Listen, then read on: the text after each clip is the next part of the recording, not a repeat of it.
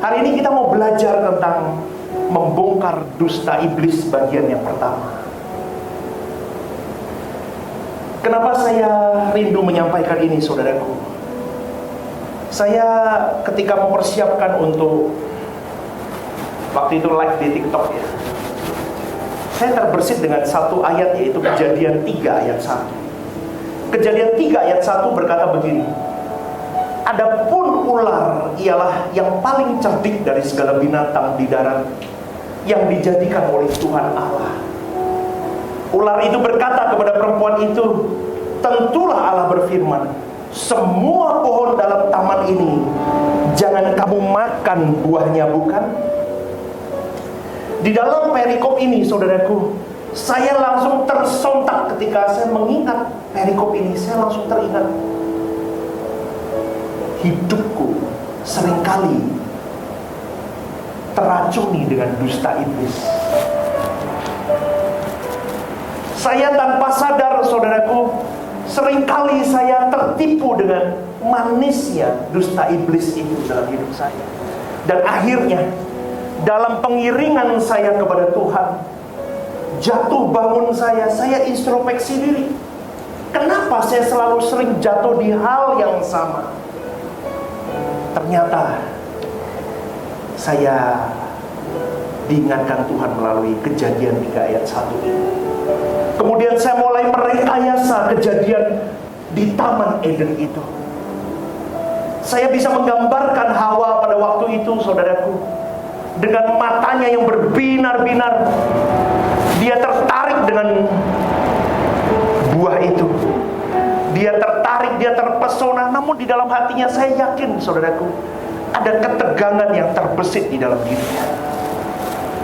Tetapi di dalam semuanya itu, wajahnya memancarkan sebuah harapan. Kedua tangannya menggenggam buah itu. Dia mulai merabanya. Tetapi di dalam konflik, hatinya pun terjadi ketika dia mulai memegang buah itu. Adakah aku berbuat jahat atau baik dengan hal ini? Saya merekayasakan itu, saudaraku. Seandainya hari itu saya berada di situ dan saya pelakunya, saya akan berkata seperti itu juga. Adakah yang kulakukan ini salah atau benar?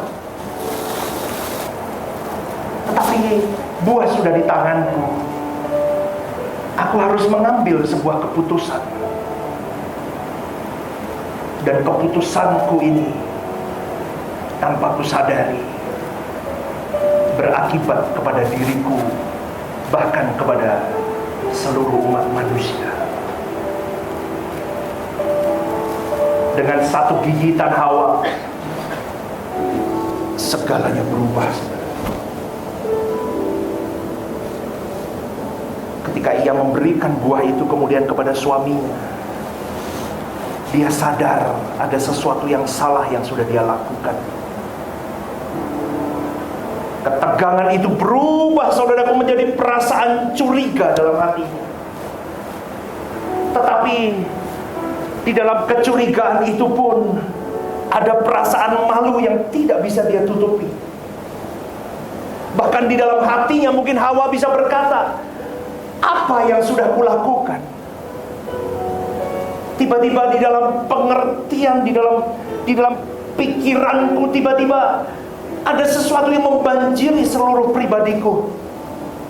Akhirnya aku harus membayar harga yang sejatinya tidak bisa aku bayar. Aku harus menempuh jalan yang sejatinya aku tidak mampu menempuhnya. Saudaraku, bayangkan itu. Saya membayangkan hal itu, saudaraku. Saya bisa membayangkan tatapan wajah Hawa ketika ia memakan buah pengetahuan yang baik dan yang jahat itu. Saya bisa membayangkan pengkhianatan yang dirasakannya karena dia sedang melanggar hukum Allah. Ada campur aduk perasaan malu ketika ia sadar bahwa kelesatan buah itu tidak sepadan dengan harga yang harus dia bayar. Dan itu semua, saudaraku, akibat dari sebuah percakapan yang berlangsung hanya sebentar, yang di dalam percakapan itu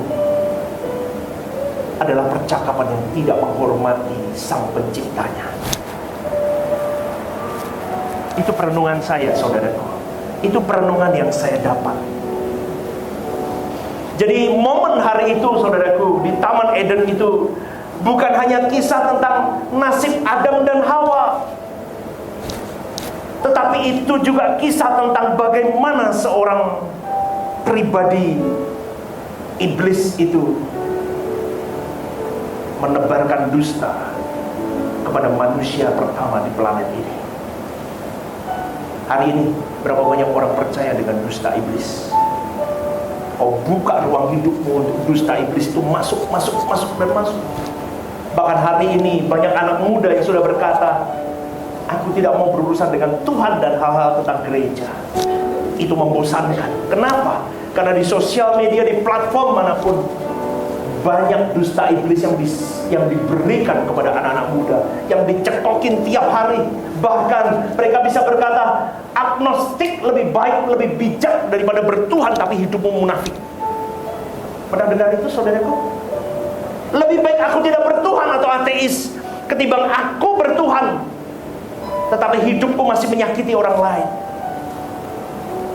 Lebih baik aku tidak bergereja ketimbang bergereja mengambil pelayanan sekalipun tetapi hidupku lebih bejat daripada orang-orang di luar sana. Begitu banyak orang yang tidak bisa dihitung jumlahnya, seperti Adam dan Hawa, menerima narasi musuh yang merampas damai di pikiran mereka,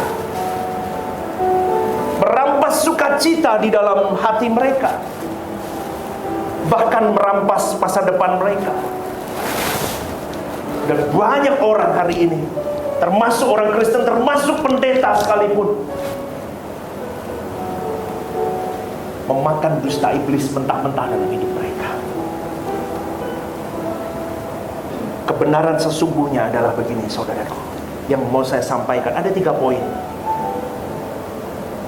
Percakapan yang Anda dengarkan, dengar baik-baik. Percakapan yang Anda dengarkan, harganya bisa segalanya dalam hidup Anda. Saya ulang sekali lagi. Percakapan yang Anda dengarkan, bayarannya bisa segalanya dalam hidup Anda.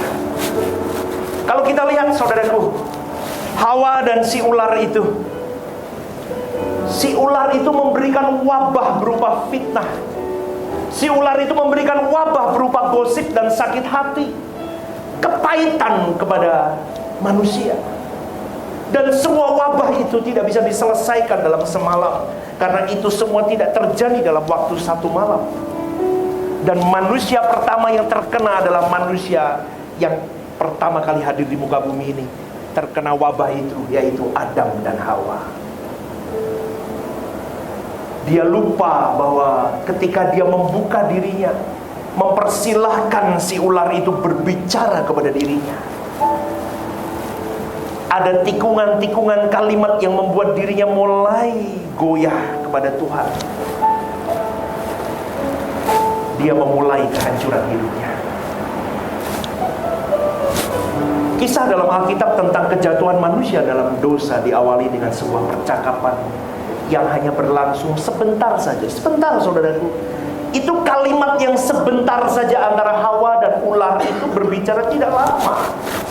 Kalau Anda lihat di dalam Kejadian, narasinya tidak panjang. Tetapi ular itu cerdik, saudaraku. Dia binatang paling cerdik yang ada di darat yang diciptakan oleh Tuhan. Dan dia berkata kepada perempuan itu, "Hai Hawa, semua pohon dalam taman ini jangan kamu makan buahnya, bukan?" "Iya loh, gak boleh kamu makan." Mulai dia mendesiskan sesuatu yang bertentangan dengan apa yang Tuhan berikan atau Tuhan perintahkan. Saya mulai mempelajari, saudaraku, apa sih arti kata ular ini dalam bahasa Ibrani. Dalam bahasa Ibrani, kata ular saya nggak pintar bacanya, tapi kalau nggak salah, nahas yang berarti ramalan. Percakapan antara ular dan Hawa itu bukan percakapan biasa, meskipun durasinya pendek. Coba Anda membayangkan, ketika saya membawakan kebenaran firman ini, Anda mulai membayangkan ada narasi, ada sebuah film yang diputar di kepala Anda. Seandai-andai Anda di situ, Anda bisa melihat.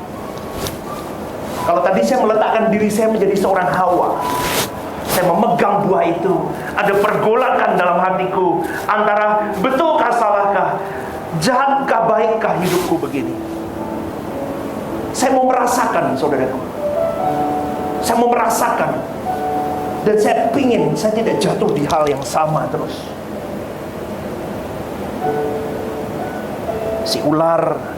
Si ular mendesiskan sebuah ramalan ke telinga Hawa.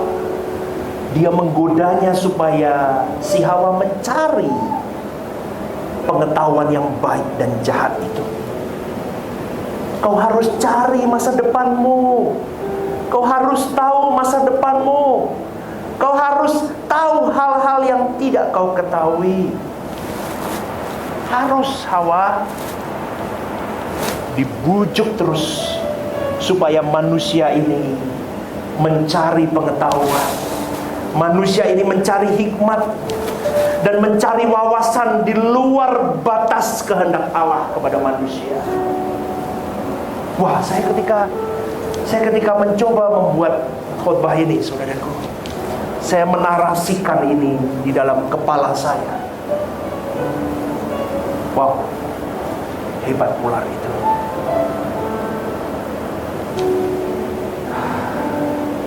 Manusia diperdaya sehingga percaya bahwa, hai manusia, kau tidak punya informasi lengkap yang berkaitan dengan kebahagiaan hidupmu di dalam Tuhan. Ayo manusia, dengar aku, ikuti suaraku. Kau harus seperti Tuhanmu. Ular itu terus mendesiskan untuk manusia memasuki wilayah yang berada di luar yuridiksinya, di luar batas-batas yang harusnya tidak dia lalui, saudaraku. Dia terus memanipulasi keinginan dan ekspektasi seorang manusia di dalamnya. Padahal, saudaraku, Allah tidak pernah menetapkan manusia untuk mengatur masa depannya. Tidak perlu tahu. Itu tanggung jawab Allah. Tetapi tanggung jawab seorang manusia adalah mengikuti instruksi Allah. Paham sampai di sini, saudaraku? Paham sampai di sini? Amin. Manusia tanggung jawabnya adalah mengikuti instruksi Allah, dan Tuhan bertanggung jawab untuk mengatur masa depan manusia. Wow, kalau kita melihat gambaran ini, saudaraku, itu luar biasa ya. Tapi sayangnya manusia ingin mengetahui apa yang dimiliki oleh Allah. Manusia ingin mengetahui apa yang Allah ketahui. Maka dari itu benar kata firman Tuhan, ular itu licik, ular itu lihai, ular itu licin. Dia bisa berkata-kata dengan manusia sampai manusia itu terprovokasi, termanipulasi. Dia bisa berkata di dalam dirinya, benar ya, ada sesuatu yang Tuhan tidak katakan kepadaku. Ada sesuatu yang Tuhan tidak ceritakan kepadaku. Ada sesuatu yang Tuhan simpan dari pengetahuanku. Dan percakapan itu bukan percakapan biasa, bukan percakapan yang polos, saudaraku, melainkan itu adalah percakapan yang jahat dan kejam. Ular mau menyingkirkan Adam dan Hawa dari Taman Eden. Dia mau menyingkirkan Adam dan Hawa dari Taman Eden. dia mendesiskan banyak dusta. Dusta pertama yang dia desiskan, saudaraku, catat baik-baik. Dia berkata begini, kamu tidak akan terkena efek dari apa yang kamu dengar. Ular berkata begitu. Hawa, gak apa-apa, dengerin aku aja. Kamu tidak akan terkena efek dari apa yang kau dengar. Pernahkah Anda bertanya, saudaraku, di dalam hatimu ketika Anda membaca perikop kejadian ini, kejatuhan manusia di dalam dosa, pernah nggak Anda bertanya dalam hatimu, kenapa ya wanita ini meladeni si ular itu?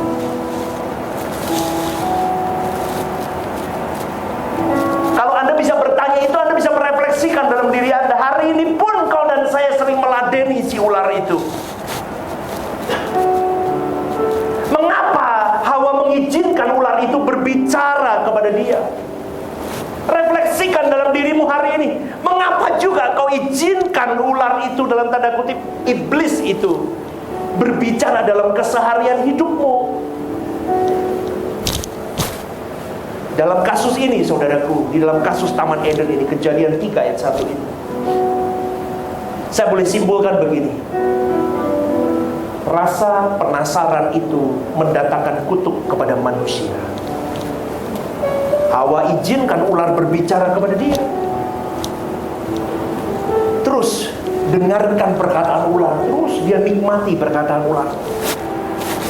Di saat itu pun dia sedang mengesampingkan apa yang Allah katakan dalam dirinya. Kalau kita refleksi, saudaraku, sering gak kita begitu? Kita lebih sering mendengarkan apa yang menjadi kata-kata musuh dalam diri kita. Kita menyedengkan telinga kita kepada musuh. Kita lupa bahwa instruksi Tuhan jelas di dalam firman Tuhan. Segala hal dalam hidup kita, banyak hal, saudara. Dalam hal mengampuni, firman Tuhan ada. Dalam hal pergaulan, firman Tuhan pun ada. Dalam hal mengasihi, firman Tuhan ada. Tetapi kita lebih menyedengkan telinga kita kepada suara setan. Kenapa kau harus mengampuni, Stephen? Kalau kau bisa habisi dia. Kenapa kau mengampuni? Harga dirimu di mana dong? Ada banyak hal, saudaraku. Kita mau belajar. Sebetulnya kita pun pelaku menjadi hawa-hawa di zaman modern ini. Apa yang Anda dengar itu penting sekali bagi kehidupan rohani Anda. Karena apa yang Anda dengar itu berdampak langsung kepada imanmu. Iman mendatangkan manifestasi, saudaraku. Apapun yang kau terima lewat telingamu, itu akan menentukan apa yang kau perbuat di dalam kehidupanmu. Saya ulang sekali lagi. Aduh, susah nih ya. Saya ulang sekali lagi. Iman mendatangkan manifestasi. Apapun yang kau terima lewat telingamu, saudaraku, itu akan menentukan apa yang akan Anda perbuat di dalam tingkah laku dan kelakuan hidupmu. Jadi apa yang Anda dengar akan selalu mendatangkan manfaat atau menimbulkan kerugian bagi dirimu sendiri. Maka dari itu tergantung dari Anda kembali. Anda biarkan itu masuk ke dalam hati Anda atau tidak. Kalau kau biarkan masuk ke dalam hatimu, itu akan berefek kepada Anda, membangun atau merusak, baik secara kualitas maupun kuantitas. Tetapi manusia hari ini lupa untuk menyaring apa yang dia dengar. Dia lebih mendengar apa kata musuh ketimbang apa kata Tuhan dalam hidupnya. Kenapa? Karena ketika dia mendengar apa kata Tuhan, banyak pengorbanan yang harus dia berikan untuk Tuhannya. Itu sakit, itu perih, itu harus bayar harga. Dan tidak semua orang berani membayar harga untuk mendengar apa yang menjadi instruksi Allahnya di dalam hidupnya. Tetapi kalau kau dan saya hari ini, saudaraku, berani berkata tidak kepada suara musuh. Aku tidak mau menyedengkan telingaku kepada engkau, hai iblis. Hanya engkau daripadaku. Aku mau menyedengkan telingaku kepada Tuhanku. Dan aku mau belajar dengar-dengaran apa yang menjadi perkataan Tuhanku dalam hidupku. kau akan jadi pribadi yang benar-benar luar biasa, saudaraku. Berikan tepuk tangan untuk Tuhan kita. Yes. Jadi pertanyaannya begini, saudaraku. Suara siapakah yang Anda dengar? Amin. Amin. Suara siapakah yang kau dengar? Anda harus tahu itu, bahwa musuhmu dan musuhku hari ini bukanlah tubuh dan daging, tetapi si iblis itu yang tidak terlihat. Hari ini iblis tidak menampilkan dirinya dengan gambar-gambar muka yang berdarah-darah, menakut-nakuti engkau di kamar mandi. Nggak begitu, saudaraku. Siapa yang takut begitu? Banyak yang takut kan? Gelap, medeni, apalagi lewat kuburan. Tapi bukan setan itu yang menakutkan, saudaraku. Setan itu hari ini tidak berupa begitu. Setan hari ini tampilnya istimewa. Dia masuk ikut zaman. Dia bisa masuk di dalam platform apapun. Dia bisa masuk jadi pasanganmu. Dia masuk merasuki orang-orang dekatmu. Dia bisa merasuki siapapun yang dekat dengan dirimu. Dan akhirnya, saudaraku, engkau menyedengkan telingamu kepada suara setan itu. Jadi saudaraku yang dikasih oleh Tuhan, hati-hati ya dengan hidup ini. Apa yang Anda dengar ada bayarannya. Wah, kalau saya sudah mulai mengerti itu, saudaraku, apa yang Anda dengar ada bayarannya, saya mulai takut, saudaraku. Berarti saya harus benar-benar menfilter semua hal, karena ular ini cerdik. Si iblis itu sejak awal dia pendusta, saudaraku. Apapun yang didesiskan di telingamu, jangan pernah kau percaya. Dia tidak akan pernah tinggal diam. Kalau hari ini engkau berkomitmen di dalam jiwamu atau di dalam dirimu, aku mau jadi orang yang benar di hadapan Tuhan. Oh, dia tidak akan tinggal diam, saudaraku.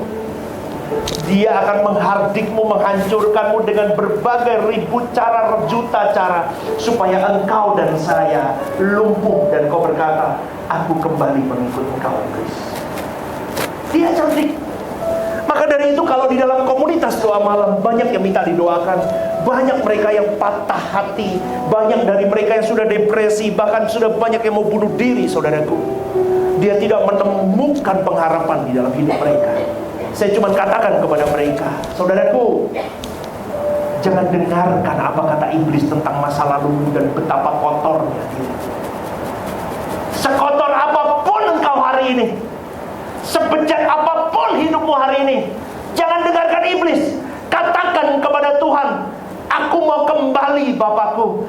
Dan nyatanya memang engkau dan saya hari ini, kita nggak cari Tuhan, Tuhan yang cari kita. Betul nggak, saudaraku? Betul nggak? Amin, saudaraku. Tuhan yang cari kita. Bahkan Dia mengutus anaknya yang tunggal. Kau turun, kau tebus umat manusia, kesayanganku semua. Dia turun. Maka dari itu iblis mendesiskan sesuatu yang bertentangan dengan dirimu dan diriku. Iblis bukan sumber informasi yang bisa kau percaya, saudaraku. Karena semua yang dia katakan tidak benar. Pertanyaannya, seberapa sering Anda mendengarkan perkataan musuh? Dan setiap kali engkau mengizinkan suara itu masuk, suara yang salah itu masuk ke telingamu, kau bayar harganya. Ketika Hawa mendengarkan harganya, ketika Hawa mendengarkan perkataan iblis, harganya adalah kemuliaan Allah hilang dalam hidupnya. Damai di pikirannya mulai hilang, pudar tak berujung. Dan kedudukan seorang manusia sebagai wakil Allah di bumi ini pun lenyap tak berbekas, saudaraku. Camkan baik-baik. Perkataan itu adalah benih. Perkataan itu adalah benih. Iblis tahu dia bisa merusak benih yang baik. Bahkan dia bisa menyebarkan benih yang rusak. untuk merusak benih yang baik itu di sekitaran hatinya. Dan dia tidak mau melihat engkau menuai hal yang baik untuk Tuhanmu. Dia mulai menghancurkan hari-hari itu melalui perkataan. Amin, saudaraku. Sudah mengerti sampai di titik ini? Amin. Mungkin Anda tidak pernah memiliki pandangan seperti ini, saudaraku. Tetapi pelanggaran pertama yang dicatat di dalam Alkitab bukanlah memakan buah terlarang itu. Tetapi pelanggaran pertama yang terjadi di Taman Eden pada waktu itu adalah fitnah. Bukan makannya.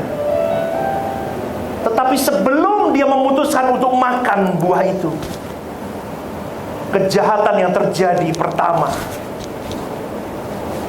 adalah fitnah. Itu pelanggaran pertama yang diberikan di Taman Eden. Apa itu fitnah, saudaraku? Pasti kalian tahu. Saya difitnah, pastor. Saya tidak melakukan, tetapi saya difitnah. Oke, fitnah saya berikan definisi, saudaraku. Fitnah adalah tindakan kejahatan berupa menyampaikan pernyataan yang salah, yang merusak reputasi seseorang. Sekarang saya tanya, saudaraku, di dalam kejadian ini, di dalam perikop tentang kejatuhan manusia ini, reputasi siapa yang dihancurkan? Reputasi siapa yang diserang? Siapakah korban dari fitnah ini? Korban pertamanya siapa? Allah. Coba Anda telusuri. Ketika saya merenungkan ini, benar ya? Korban pertama yang difitnah, yang diserang itu Allah itu sendiri. Iblis berdusta tentang Allah. Dia mau memfitnah karakter Allah di depan manusia.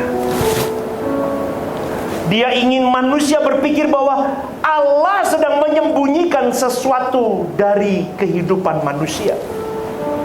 Bahkan setan itu dalam beberapa arti bisa dikatakan seseorang yang menghancurkan iman. Itu arti kata setan, saudara. Dia merayap menghampiri Hawa. Dia mendesis dengan perkataan pertama yang keluar dari mulutnya. Secara tidak langsung dia berkata begini, Allah telah menyampaikan larangan bahwa semua pohon ini tidak boleh kamu makan loh. Apa benar begitu, saudaraku? Dia menebar fitnah kepada Hawa, supaya dia memfitnah Allah, supaya Hawa punya cara pandang yang berbeda tentang Allah. Setiap pohon loh manusia, setiap pohon loh. Hawa bertanya, loh enggak loh, Tuhan ngomong hanya pohon ini, yang lain boleh dimakan kok. Wah, itu terjadi perdebatan di situ. Tetapi namanya saja ular, saudara, si cerdik itu. Dia memfitnah Allah dengan membuat dia menjadi pribadi yang jahat, yang menciptakan sebuah taman yang penuh dengan pohon yang indah, tetapi tidak boleh satupun dimakan buahnya oleh manusia. Wow, itu fitnah yang diberikan. Mulai kecurigaan kepada Allah mulai muncul, dan Hawa mulai ragu-ragu kepada pribadi Allah di saat itu. Dan ketika Hawa mengindahkan tuduhan yang penuh dengan fitnah itu kepada Allah, saat itu juga, saudaraku, dengar baik-baik, rohaninya menjadi buta dan dia tersesat. Maka dari itu saya boleh menyimpulkan begini, percakapan itu membentuk persepsi kita, dan persepsi kita membentuk realita dalam hidup kita. Saya ulang sekali lagi, percakapan kita dengan siapapun, saudaraku, dengan siapapun kita bercakap-cakap, kita mengadakan percakapan, conversation, itu membentuk persepsi kita, dan persepsi kita membentuk realita dalam hidup kita. Saya kasih contoh begini, pernahkah Anda memiliki pandangan yang berbeda terhadap seseorang? Contoh, Dani. Ya, saya berbicara tentang Dani ini karena sebuah percakapan yang berlangsung, ya, seseorang memberitahu kepada saya tentang Dani. Maka sekarang cara memandang saya tidak polos lagi tentang Dani. Saya mulai punya pikiran yang tidak seperti biasanya sebelum saya mengadakan percakapan itu. Paham saudaraku? Paham? Saya mulai teracuni. Saya memandang Dani dengan cara yang berbeda. Itulah yang dikerjakan iblis di Taman Eden pada waktu itu. Dia membuat manusia mulai memandang Allah dengan penuh kecurigaan. Dan dia bisa berkata, Tuhan gak benar ini begini. Tetapi Hawa tidak mengindahkan perintah Allah pada waktu itu. Sekarang dia tidak lagi memandang Allah dengan pandangan yang polos seperti sebelumnya. Begitu juga engkau dan saya hari ini. Tidak lagi memandang Allah dengan cara yang polos, tetapi penuh dengan kecurigaan. Kenapa saya boleh katakan itu, saudara? Setiap kali engkau dan saya mengalami badai hidup, mengalami persoalan, mengalami tantangan, berapa kali engkau bertanya kepada Tuhan dan meragukan Tuhan, meragukan eksistensi Tuhan, meragukan adanya kuasa Tuhan dalam hidupmu, meragukan tangan Tuhan yang baik yang merendah dirimu. Itu kuasa fitnah yang ditaburkan. Selain kuasa fitnah, apalagi yang diberikan iblis, didesiskan kepada manusia? Dusta apalagi, saudaraku? Iblis adalah pribadi yang mendesiskan gosip kepada manusia pertama di Taman Eden. Kalau engkau tidak mau, saudaraku, kalau berbicara dengan iblis, kau sudah tahu itu bukan ide yang baik, bukan ide yang sempurna. Ketika engkau membuka dirimu, membuka hatimu dan telingamu untuk masuk iblis berbicara kepada dirimu, harusnya kau katakan seperti Matius 16 ayat 23, "Enyalah iblis kau daripadaku." Kalau tidak, saudaraku, seperti Hawa ketika dia mulai bercakap-cakap dengan ular itu, ia sedang membuka pintu hidupnya bagi segala jenis kejahatan masuk dalam hatinya. Iblis itu menaburkan kuasa gosip kepada manusia. Dia berkata begini, buah dalam pohon ini tak boleh kamu makan. Tapi kemudian ia membiarkan, pada waktu itu ya, ular ngomong begitu kan. Tapi si Hawa itu membiarkan ular itu sedikit mempengaruhinya. Kemudian ular itu membesar-besarkan peraturan yang ada. Dan Hawa mulai kebingungan dengan apa yang menjadi perkataan si ular itu. Oh begitu ya, oh benar juga ya. Dan dia mulai termakan dusta iblis itu. Dia percaya bahwa benar, Tuhan itu pria yang jahat. Dia bahkan mengurungku di taman ini. Bahkan dia tidak memperbolehkan aku menyentuh apapun itu, termasuk buah itu. Betapa kejamnya pribadi Allah itu. Saudaraku, dari narasi yang saya sampaikan ini tentang Hawa dan si ular ini, itu bisa menjadi refleksi engkau dan saya hari ini. Kita seringkali membuka diri kita, hati kita, telinga kita, untuk kita mendengarkan sesuatu yang salah, yang berupa fitnah, berupa gosip, apapun itu. Kau izinkan masuk di dalam hatimu, perbendaharaan hatimu. Kau telingamu, kau menjadi lalu lintas untuk hal-hal yang buruk. Hatimu menjadi tempat penampungan orang-orang yang memiliki kepahitan, berduri. Kau tampung semuanya. Tidak lama, saudaraku, engkau pun akan jadi manusia yang tidak ada bedanya dengan orang-orang seperti itu.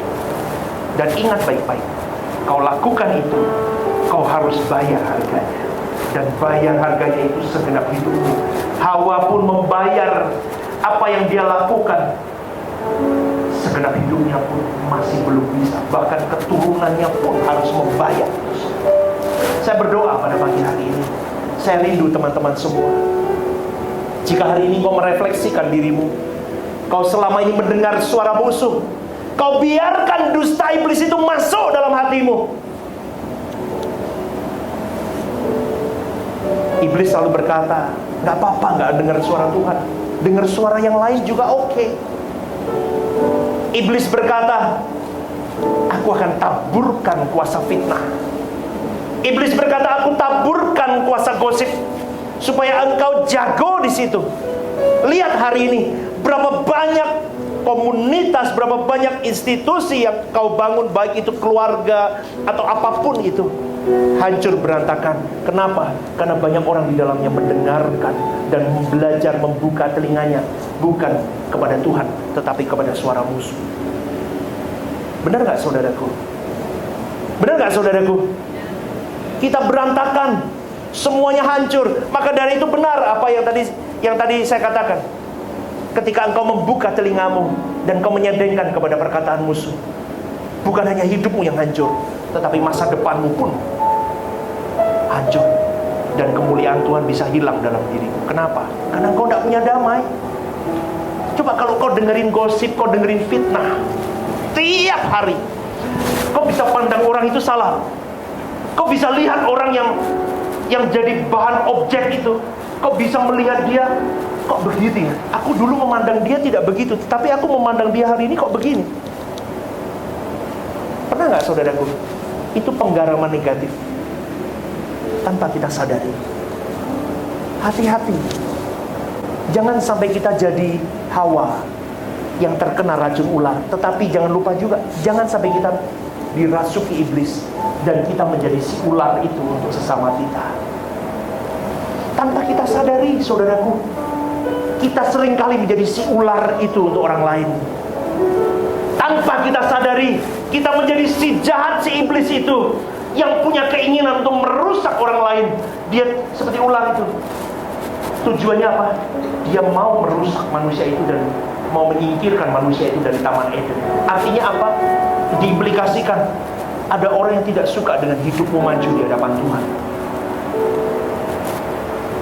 Kalau sampai ada kata-kata, alah, ngapain sih pelayanan sampai gitu-gitu banget? Ngapain sih? Mau jadi pendeta? Hah? Kamu yang punya gereja. Siapa yang mau memenangkan dirimu di hadapan Tuhan? Angkat tanganmu. Tuhan akan lihat. Ya, jangan sampai dirasuk setan. Jangan sampai jadi setannya untuk sesamamu. Jangan sampai engkau diperdaya oleh iblis. Yuk kita bangkit berdiri, kita persiapkan diri kita.